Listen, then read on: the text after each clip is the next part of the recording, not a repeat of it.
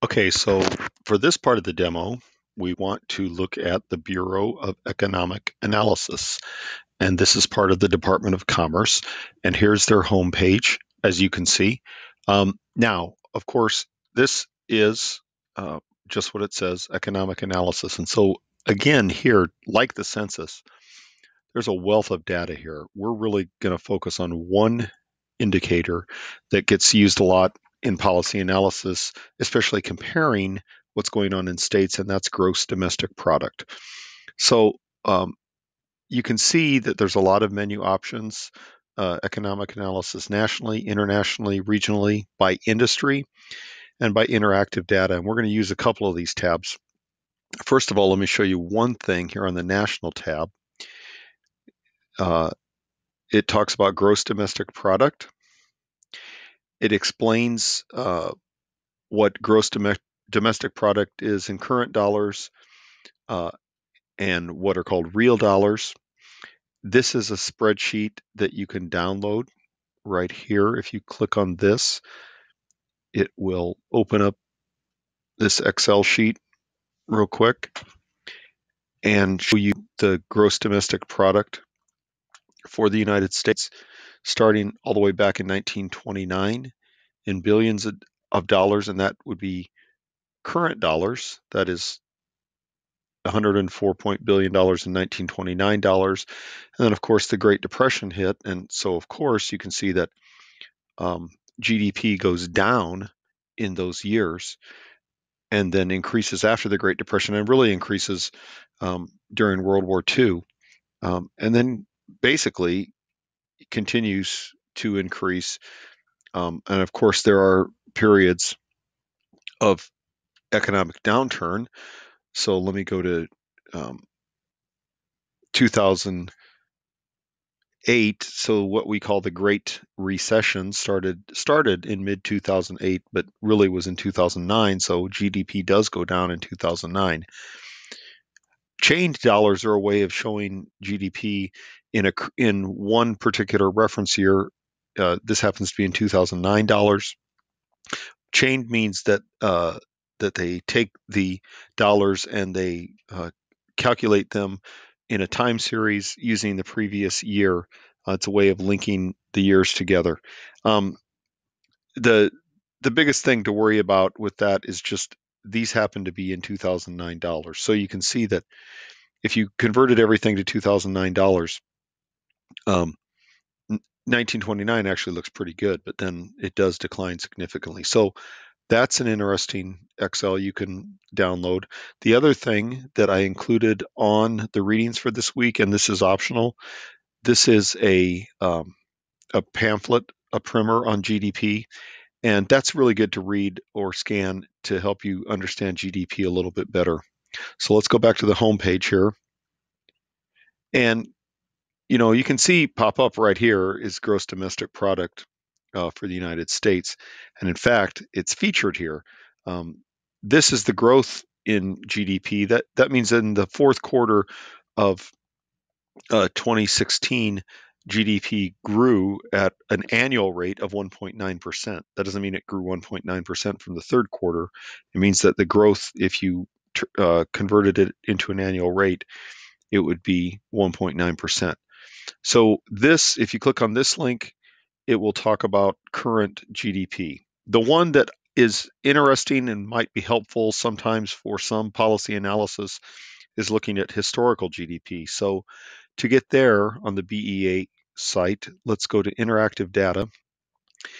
And you note it has many links there that you can go to. On national data, you can go to GDP and personal income. You can do it by industry, by international, or by regional. We actually want to use regional data, and I'll show you why, because the regional data is also going to capture the national data. So I'm going to click on this link that says GDP and personal income under regional data. And then down here, I'm going to have a tab that says begin using the data. So I'm going to click on that link.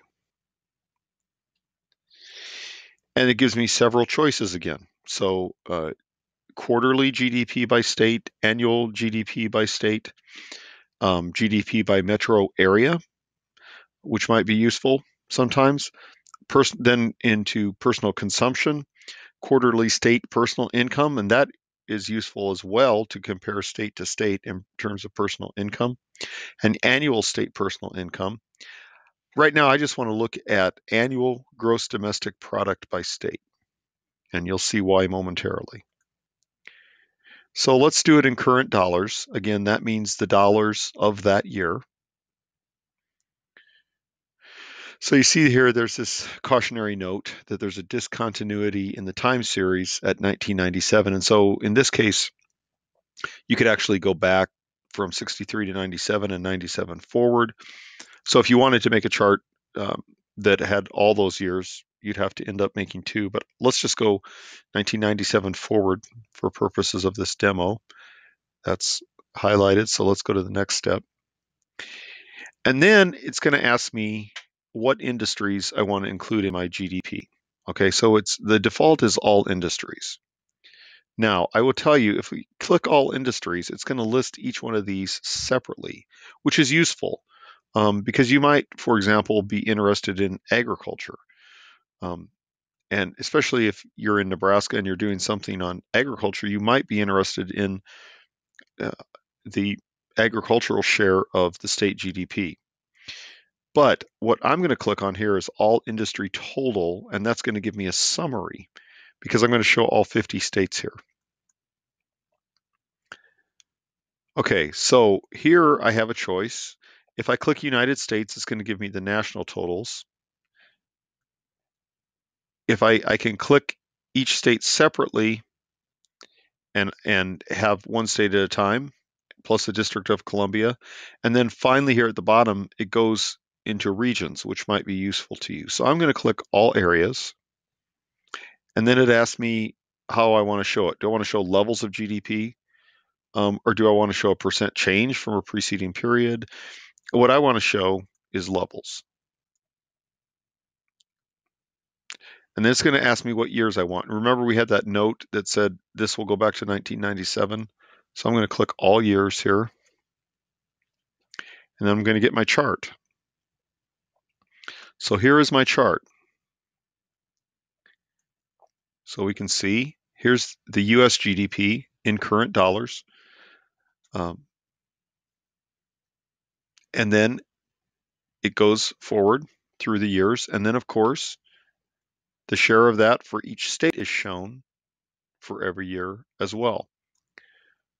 So now you can see that if I wanted to know GDP per capita, I could easily get a little bit of census data and find out the population. And then I could go in to this chart and I could actually easily calculate GDP per capita, divide the population into the GDP. Now I have a basis really of comparing state to state. So I could find out if the GDP is per capita is really higher in Alabama versus Alaska. Alaska is far less populated. So is the per capita GDP the same or higher in Alaska? And those are some kinds of comparisons that might actually help you depending on the analysis that you're doing. And we can go back and modify this chart if we want right here on modify. Or before I go there, I should show you, because I selected all areas, it's at the end, it's going to come down here and show me regional GDP. So the plains, the Southeast, Rocky Mountains, it's going to show these regional GDPs. If I want to modify this, I can change the states. I can change this filter on the industries. Let's say I was interested in agriculture. So I'm going to do agriculture and refresh the table. So here's my chart. Now this happens to be agriculture. And you can see, again, now you can compare the agricultural share of GDP. Well, District of Columbia, this makes sense, right? The District of Columbia is a city. I mean, there's really not agriculture going on in the District of Columbia. There are other states where there's some, every state has a little bit of agriculture besides the District of Columbia, some more than others. So again, here's Nebraska. So Nebraska has a higher share of its GDP, relatively speaking, from agriculture than other states do.